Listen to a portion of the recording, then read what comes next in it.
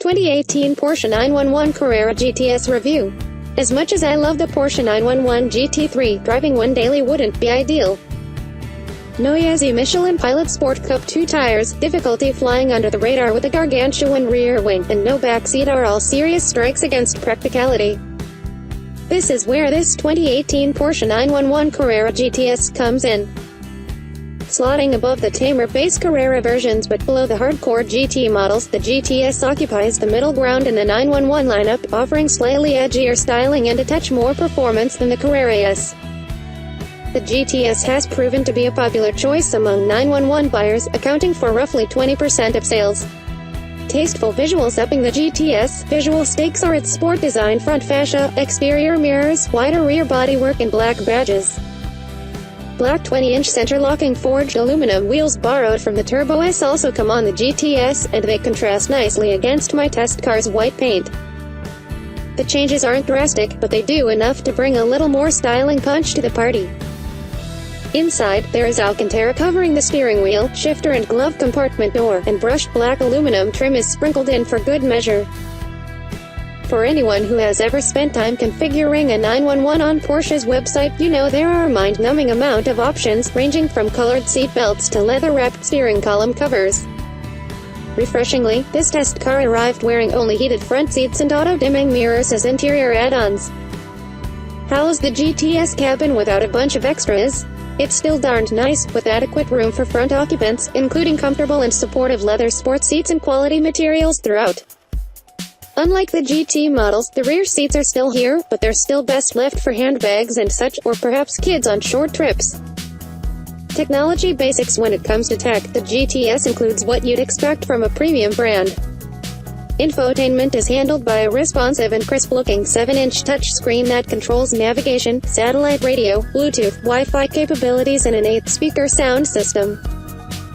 Working through the menus comes naturally, with physical buttons below the display always there to quickly get where you want to go.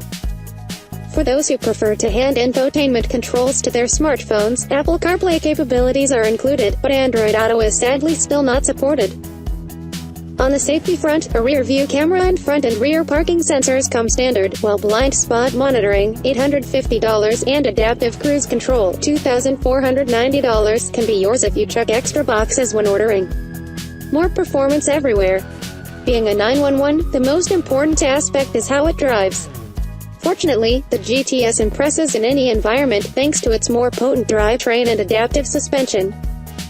The rear-mounted 3.0-liter twin-turbocharged 6-cylinder boxer receives bigger turbos to help push out 450 horsepower and 405 pound-feet of torque. That's a 30 horsepower and 37 pound-feet improvement over the Carrera S.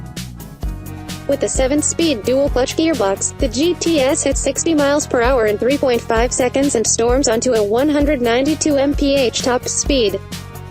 Drive it normally, and the EPA says it'll return 20 miles per gallon in the city and 26 mpg on the highway, which isn't shabby at all. The GTS' fine performance as a daily driver is one of its more noteworthy and endearing accomplishments. Putting the car in normal mode softens the suspension for a remarkably compliant ride, especially on 20-inch Pirelli P0 tires, and steering lightens, yet stays responsive. The drivetrain is slick, with a transmission that rips off rapid and seamless gear changes. Tackling road trips isn't a problem at all in the GTS. Nor will a day at the track be an issue, as proven by my laps around Gingerman Raceway in South Haven, Michigan. A closed circuit is the only way to give a proper workout to a car equipped with a sport suspension setting, torque vectoring rear differential, a healthy helping of power and optional rear axle steering. And I was only too happy to oblige. Through corners, the GTS is fantastic.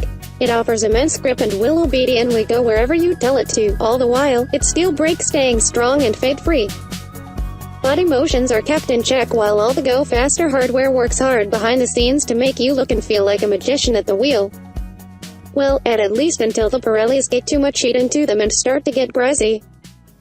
It takes roughly 4 or 5 hard laps around roughly 2-mile Gingerman road course before the front end on my tester begins to noticeably push. Laying into the throttle yields instant thrust and great noises from the sport exhaust system.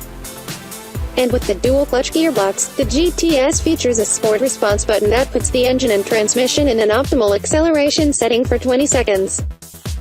It's similar to the push-to-pass button on Indy race cars, and I gleefully used the tech to make quicker work of Ginger Man's backstreet. My GTS. If I were building a 911 GTS, it would spec up closely to this test car, with a couple of exceptions. Instead of the excellent dual-clutch transmission, I would save $3,730 and get the 7-speed manual. When it comes to shifting my sports cars, I'm old school. Since the GTS would be my only 911, I'd throw in a $2,090 rear axle steering feature for track days. Toss in $700 for heated seats, it gets cold in Michigan, and $2,590 for the front axle lift system to save the nose from steep curbs. And my dream car would wear a $127,130 price tag including destination charges. A good compromise.